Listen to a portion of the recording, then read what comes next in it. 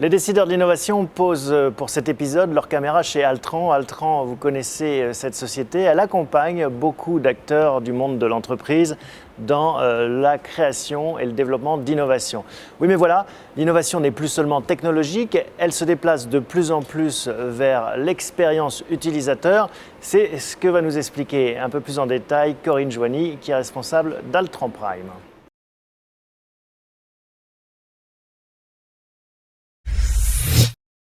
Corinne Joigny, bonjour. Bonjour. Merci de nous accueillir ici chez Altran au siège groupe mondial.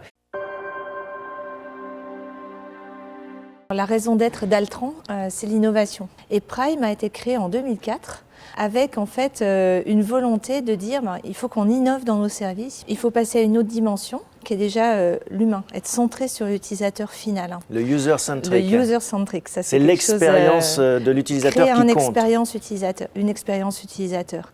Et pour la créer, cette expérience, il faut avoir un produit, des services qui soient désirables. Et après, il faut intégrer deux autres aspects qui sont d'une part la faisabilité. Donc là, on parle de technologie, d'intégration, de maturité. Ça, c'est le métier historique finalement. C'est le métier historique. Et puis, une autre dimension qui est aussi un métier historique dans le conseil en innovation, qui est la viabilité.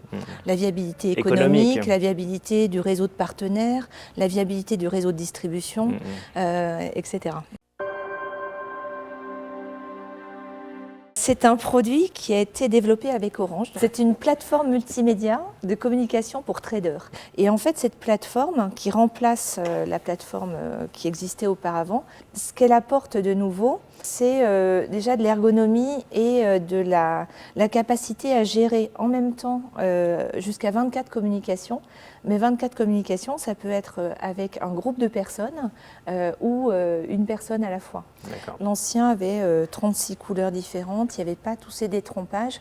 On a fait un design centré utilisateur, où on a passé beaucoup de temps au début du projet à bien comprendre en fait qu'est-ce que c'était le métier d'un trader. On a été en observé en salle de marché, on les a interrogés, on a été interviewé aussi de la technique. Donc c'est beaucoup d'observations. Beaucoup d'observations pour comprendre. Ensuite, une deuxième phase où on va créer ce que peut être en fait le design de ce produit. Chez Orange, il y avait des responsables de la R&D qui étaient là.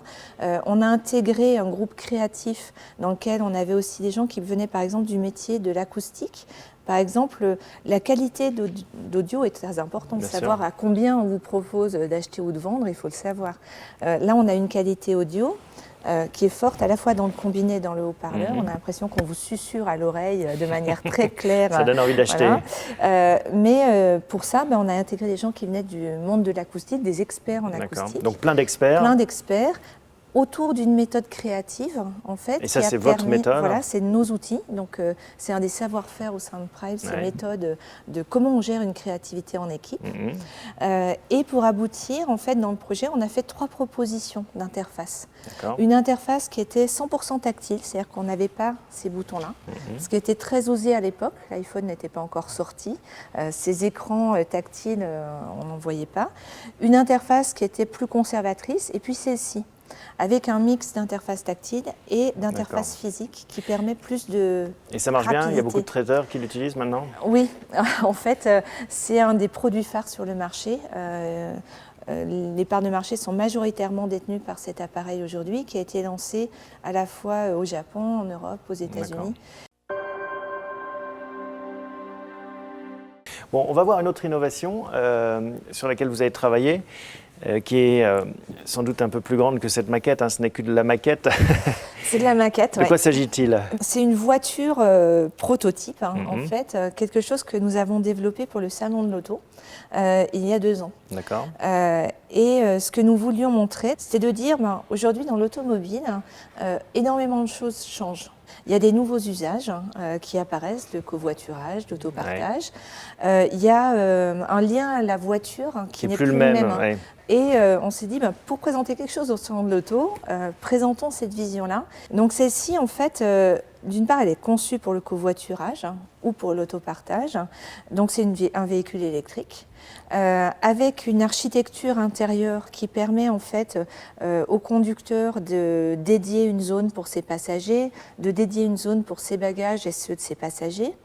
de prévoir en fait le système de rack batterie à l'arrière. Elle est également avec des systèmes embarqués critiques qui sont aussi un des domaines d'expertise du groupe Altran qui permettent une communication du véhicule. L'étape d'après, c'est ce qu'on appelle le covoiturage dynamique, c'est-à-dire on peut imaginer que dans le véhicule, vous ayez dit ben, voilà, je vais à tel endroit, vous l'avez rentré sur une base de données, mais vous êtes aussi en train de faire votre trajet. Et de l'autre côté, quelqu'un, ben vous pouvez partir, je vais à Brest, vous voulez aller à Brest, et dans la rue, en fait, vous avez votre smartphone. C'est mieux que faire, c'est du stop virtuel en fait. Et en fait, voilà, vous visez les véhicules qui passent, vous visez mon véhicule, et là, en fait, s'affiche ma destination, mon indicateur conducteur, les petites étoiles qu'on retrouve aujourd'hui, ma destination, et puis moi, je vois où vous êtes à l'intérieur, je peux avoir sur mon GPS votre position. Et on peut comme ça convenir de se rencontrer et de partir ensemble à Brest. C'est quelque chose qu'au sein d'Altran Prime en particulier, on voit se développer très fort puisque c'est la majorité des projets que nous adressons aujourd'hui.